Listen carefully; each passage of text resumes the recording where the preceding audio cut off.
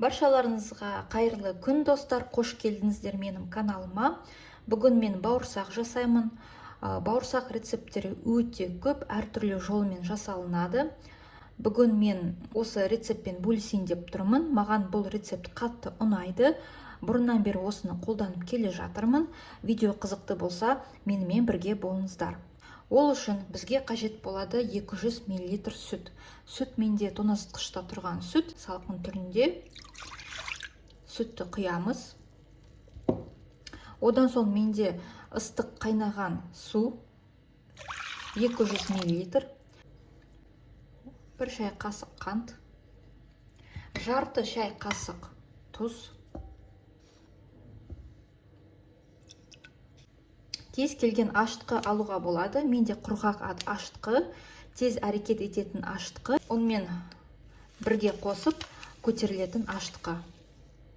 1 шай қасық ашытқы. Жақсылап тұрып араластырамыз.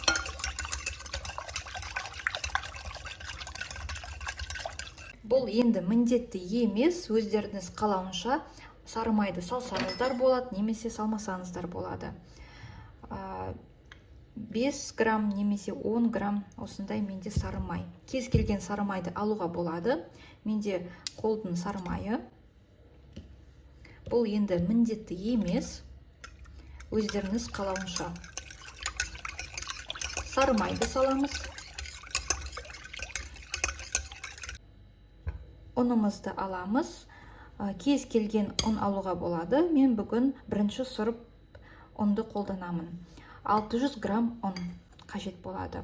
Мен ситадан өткізбеймін. Осындай венчикпен бір араластырып өтемін.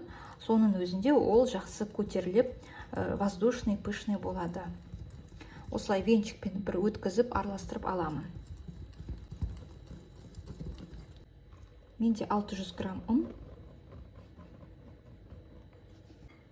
Жаймен деп араластырамыз.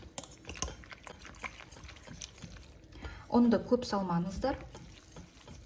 Ұнды көп салсаңыздар, бауырсағымыз қатты, дұрыс көтерілмеуі мүмкін. Сондықтан да осы рецепт бойынша жасап көріңіздер.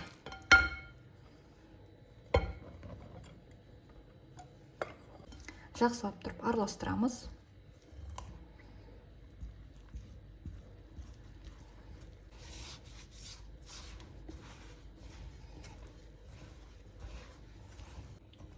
Бауырсақтың қамыры осылай шығу тиіс, қолға жабысады.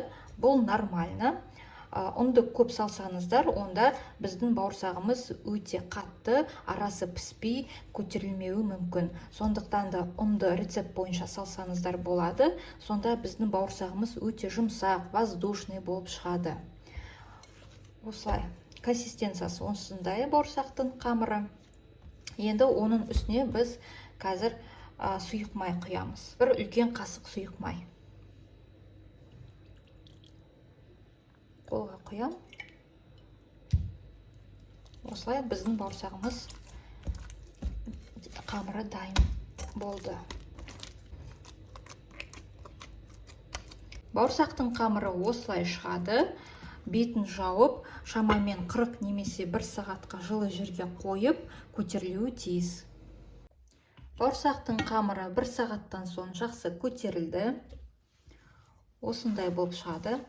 Қазір біз үстін бір қайтара басып, тағы да екінші рет жылы жерге қойып, одан соң біз бауырсақтарды жасаймыз. Осылай үстін басып шығамыз. Қайтадан жылы жерге қойып қоямыз. Қамыр менде екінші рет көтерілді. Осындай болып шығады. Қазір біз бауырсақтың қамырын жаямыз. Осындай воздушный шығады бауырсақтың қамыры. Енді осыны мен екіге бөлемін. Өте керемет шықты, жақсы көтерілді.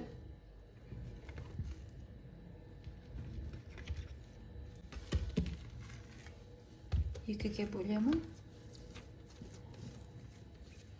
бауырсағымызды дайындап қоямыз осылай.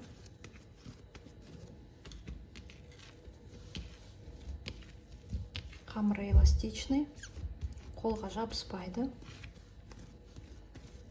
Міне осылай. Кішкене қолыма сұйық май құямын.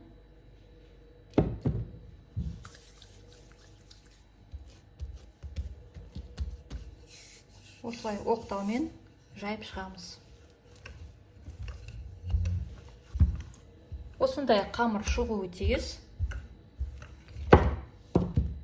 Қалыңдығы 1 немесе 2 мм.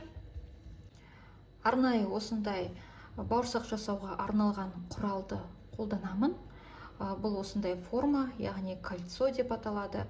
Осыны біз осы қамырдың үстінен басып, шеңбер жасаймыз.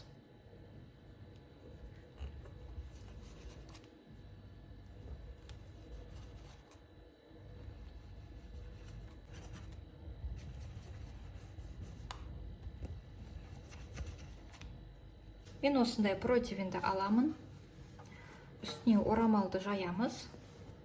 Одан соң бауырсақтарымызды осы орамалдың үстіне қойып қоямыз.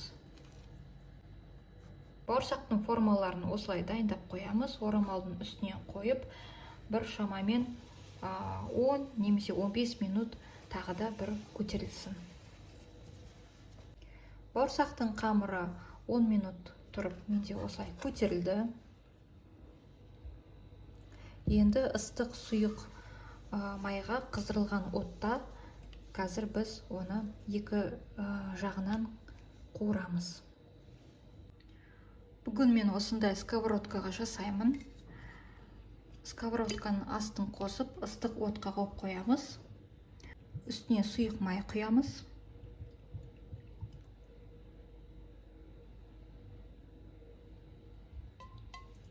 Бісміллә.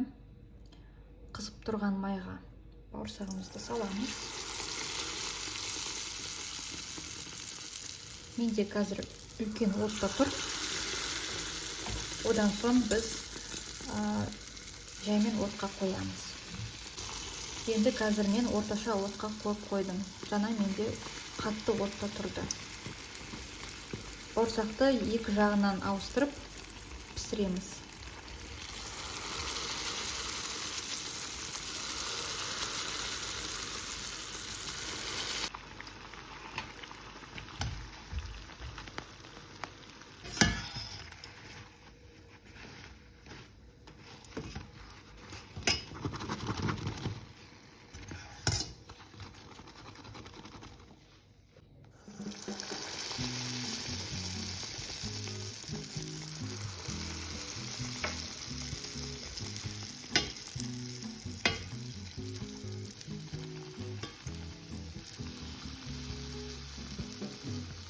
Ал достар, осындай бауырсақ шығады. Өте воздушный, өте пышный, әдемі көрінеді. Міндетті түрде осы рецептпен жасап көріңіздер. Қазір бірге көрейік. Іші воздушный, іші осылай піскен. Қамыры осындай болып шығады. Міндетті түрде осы рецептпен жасап көріңіздер. Өте керемет дәмді болып шығады. Міне менің бауырсақтарым. Бүгін сіздермен болған Динара. Келесі кездескенше сау болыңыздар.